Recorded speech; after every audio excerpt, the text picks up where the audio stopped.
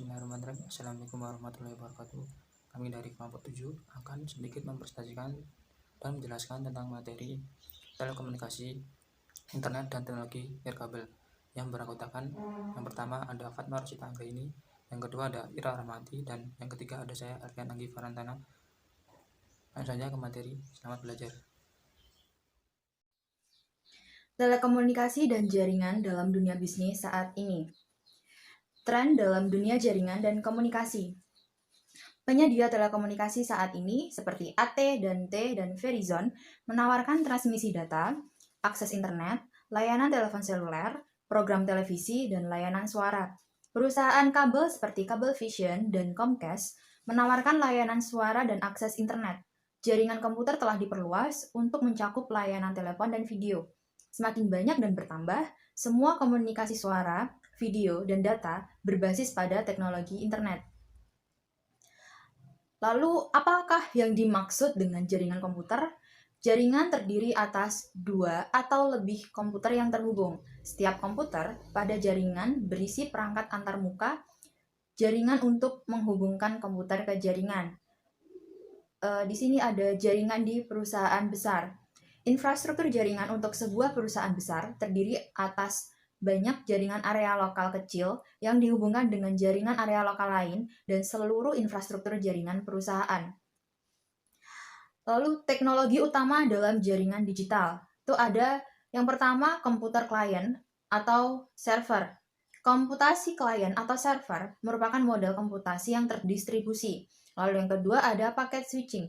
Paket switching adalah metode pemotongan pesan digital ke dalam bagian yang disebut paket dan mengirimkan paket-paket tersebut sepanjang jalur komunikasi yang berbeda saat mereka telah jaringan perusahaan semakin banyak menggunakan satu standar protokol yang umum digunakan di seluruh dunia yang disebut Transmission Control Protocol atau Internet Protocol atau biasa disingkat TCP/IP. Lalu yang ketiga ada TCP/IP dan konektivitas. Jaringan perusahaan semakin banyak menggunakan satu standar protokol yang umum digunakan di seluruh dunia yang disebut dengan Transmission Control Protocol atau Internet Protocol atau biasa disingkat TCP/IP. TCP/IP menggunakan rangkaian protokol yang utama adalah TCP dan IP. Lalu jaringan komunikasi terdiri dari sinyal digital versus sinyal analog. Ada dua cara untuk mengomunikasikan pesan jaringan, yaitu dengan sinyal analog dan digital. Sinyal analog diwakili oleh gelombang kontinu yang melewati media komunikasi dan telah digunakan untuk komunikasi suara, sedangkan sinyal digital adalah gelombang diskrit ketimbang gelombang kontinu dan berbentuk biner. Nah, saya Fatma Rosita Anggraini, NIM 115. Di sini langsung ke penjelasan selanjutnya, itu jenis-jenis jaringan. Jaringan itu ada 3 menurut kami. Jaringan area lokal, jaringan luas, dan jaringan metropolitan. Nah, di sini tuh yang pertama jaringan area lokal atau LAN yang sering disebutkan itu dirancang untuk menghubungkan komputer pribadi dan perangkat digital lainnya dalam radius setengah mil atau 500 meter. LAN itu biasanya menghubungkan beberapa komputer di kantor kecil, seluruh komputer di dalam satu gedung, atau semua komputer di beberapa bangunan yang berdekatan. Nah, LAN juga digunakan untuk menghubungkan jaringan area luas jarak jauh dan jaringan lain di seluruh dunia menggunakan internet. Nah, sistem LAN itu sendiri tuh paling umum tuh ada tuh Windows, Linux, dan Novel gitu. Nah, masing-masing sistem operasi jaringan ini menggunakan TCP/IP sebagai standar protokol jaringan mereka. Nah, kemudian tuh yang WAN atau jaringan area luas itu, dia tuh menjangkau luas geografis seluruh dunia, seluruh negara. Jaringan WAN yang paling universal dan canggih itu adalah internet. Nah, internet itu ternyata tuh jaringan WAN, teman-teman. Nah, kemudian komputer terhubung dengan WAN itu melalui jaringan publik. Nah, kemudian sebuah jaringan metropolis atau MAN itu jaringan yang mencakup area metropolitan, biasanya tuh kota dan pinggiran kota utama. Nah, cakupan geografisnya berada di antara WAN dan LAN. Jadi itu paling kecil tuh LAN, terus yang kedua MAN, yang ketiga tuh WAN, yang paling luas tuh WAN. Karena mencakup seluruh dunia. Nah, kemudian tuh media transmisi dan kecepatan transmisi. kalau berhubungan dengan kecepatan transmisi itu berarti berhubungan dengan bandwidth. Bandwidth itu jumlah keseluruhan informasi digital yang dapat dikirimkan melalui media telekomunikasi apapun diukur dalam byte per detik gitu loh. Nah, yang sering kita itu kayak kbps, mbps, sekarang sampai gigabyte per detik. Nah, sehingga kapasitas transmisi dari setiap jenis media telekomunikasi adalah fungsi dari frekuensinya.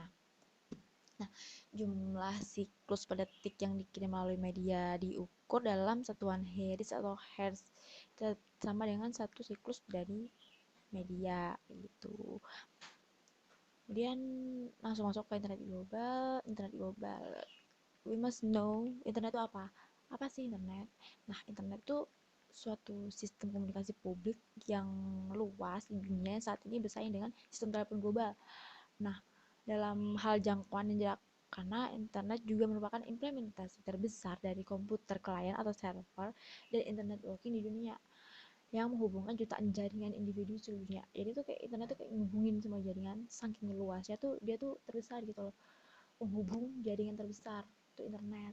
Nah, setiap komputer di internet itu diberi sebuah alamat protokol atau IP, internet protokol address yang unik, dimana tuh berupa nomor berjumlah 32 bit yang diwakili plat 4 urutan nomor mulai dari 0 sampai 255 dan dipisahkan dengan titik gitu.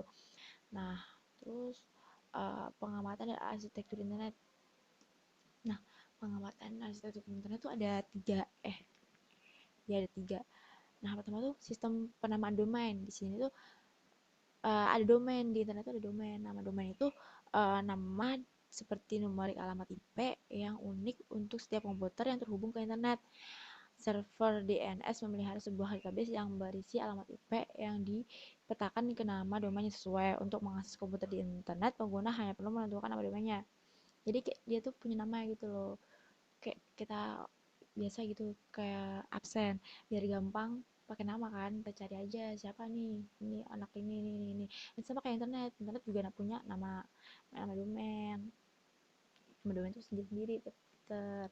Nah, kemudian arsitektur dan tata kelola internet itu kayak kebijakan internet di seluruh dunia ditetapkan oleh sejumlah organisasi dan lembaga pemerintah, termasuk internet itu sendiri tuh punya gitu, gak cuma mereka doang. Membantu menentukan struktur keseluruhan Internet Corporation for a Given Name and Numeric yang ditunjuk dalam penugasan alamat IP dan World Wide Web Council, itulah W3C di buku ada, yang menetapkan hypertext markup language dan standar pemrograman lain untuk web. Jadi itu kayak punya rules sendiri gitu loh. Tuh. Nah, dari masa depan IPv6 dan Internet 2. Nah, IPv6 tuh kita lebih cenderung ke Internet 2-nya ya. Internet 2 itu kayak pengembangan dari internet pertama, yang dimana tuh Internet 2 ini mengembangkan jaringan berkapasitas tinggi sampai 100 GB per second. Gede banget ya sih. Terus kemudian yang berfungsi sebagai penguji untuk teknologi terdepan yang akhirnya dapat berpindah menjadi internet publik gitu, termasuk telemedika, pembelajaran jarak jauh, dan aplikasi canggih lainnya gitu. Dia tuh support dari internet 2 ini ya. Nah, kemudian internet 2 ini biasanya buat aplikasi canggih ya. Kalau buat aplikasi canggih itu tidak memungkinkan untuk layanan internet kelas konsumen. Jadi kayak dia tuh ketika itu expert advance gitu, mungkin bisa dipahami dari saya. Makasih. Selanjutnya, layanan internet dan alat komunikasi. Layanan internet adalah sebuah komputer klien yang terhubung dengan internet yang memiliki akses ke berbagai layanan. Layanan internet ini terdiri dari meliputi seperti surat elektronik, chatting, pesan instan, dan web. Kemudian ada pun layanan internet utama. Yang pertama itu ada surat elektronik, di mana fungsi dukungannya itu sebagai olah pesan antar personal dan atau sebagai berbagi dokumen. Kemudian yang kedua ada obrolan dan pesan instan. Fungsi dukungannya yang pertama itu berupa pesan interaktif atau memberikan layanan pesan interaktif. Kemudian yang ketiga itu ada news group, yaitu fungsi dukungannya sebagai diskusi atau tempat diskusi kelompok pada papan buletin elektronik. Kemudian yang keempat ada telnet. Fungsinya atau fungsi dukungannya adalah masuk ke dalam suatu sistem komputer dan mengerjakan pekerjaan lainnya. Jadi fungsi dari dukungan dari telnet ini adalah memberikan atau kemudahan dalam masuk ke dalam satu sistem komputer. Kemudian yang kelima ada file transfer protocol atau FTP, yang fungsi dukungannya sebagai untuk mengirimkan file dan dari satu komputer ke komputer yang lain. Itu fungsi dukungan dari FTP. Kemudian yang keenam itu ada triple W atau WWW. Fungsi dukungannya yang pertama itu menformat, mengambil, dan menampilkan informasi dengan menggunakan penghubung hypertext. Kemudian ada Voice over IP. Voice over IP ini berfungsi sebagai pemberi informasi suara dalam bentuk digital dengan menggunakan sambungan paket dan menghindari biaya yang dibebankan oleh jaringan telepon lokal dan jaringan jarak jauh. Keuntungan dalam penggunaan Voice over IP ini adalah lebih fleksibel daripada kita menggunakan jaringan telepon secara tradisional. Kemudian selanjutnya komunikasi terpadu. Komunikasi terpadu adalah komunikasi yang mengintegrasikan saluran yang berbeda untuk komunikasi suara, komunikasi data, pesan instan, surat elektronik, dan konferensi elektronik menjadi satu layanan di mana pengguna dengan mudah beralih di antara mode komunikasi yang berbeda. Jadi komunikasi terpadu ini dapat mengintegrasikan saluran yang berbeda, baik itu dari komunikasi suara, data, pesan instan maupun konferensi elektronik menjadi satu layanan, dan dimana itu dapat diakses oleh pengguna dengan mudah. Kemudian web adalah sistem yang dengan standar dan diterima secara universal yang digunakan untuk menyimpan dan mengambil serta menformat informasi menggunakan arsitektur klien atau server. Adapun unsur-unsur dalam web itu yang pertama ada hypertext. Hypertext adalah teks yang berhubungan dengan dokumen lain atau teks dengan referensi ke beberapa teks lain yang bisa diakses secara cepat oleh pengguna. Kemudian selanjutnya ada web server. Web server adalah perangkat lunak untuk mencari dan mengelola laman yang tersimpan.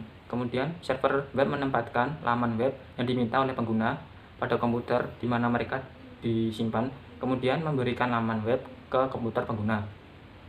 Kemudian ada mencari informasi di dalam web. Tidak ada yang pernah tahu berapa banyak jumlah laman web, karena dalam permukaan web adalah bagian dari web yang dikunjungi mesin pencari dan informasi mana saja yang direkam. Lalu ada web 2.0. Web 2.0 ini memiliki 4 fitur khas. Yang pertama itu interaktif, yang kedua kontrol pengguna secara real time, yang ketiga ada partisipasi sosial atau sharing, yang keempat ada konten yang dibuat oleh pengguna. Teknologi dan layanan di balik fitur ini diantaranya termasuk adanya cloud computing, kemudian ada software mashup dan app, kemudian ada wiki serta jejaring sosial. Lalu ada juga web 3.0. Web 3.0 ini dikategorikan sebagai web masa depan, di mana web 3.0 adalah janji untuk masa depan, web di mana semua informasi digital, semua kontak dapat terjalin bersama dalam satu pengalaman yang berarti. Jadi dari web 3.0 ini dapat memberikan informasi dari semua kontak yang dapat terjalin secara bersama dan tanpa melewatkan pengalaman yang lain. Jadinya dapat dihimpun secara satu di dalam web tersebut. Kemudian materi selanjutnya ada revolusi nirkabel.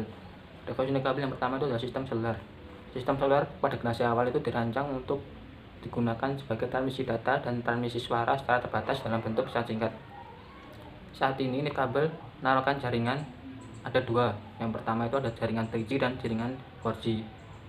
Lalu yang kedua ada jaringan komputer nirkabel dan akses internet. Dalam jaringan komputer nirkabel ada Bluetooth, Wi-Fi, dan WiMAX.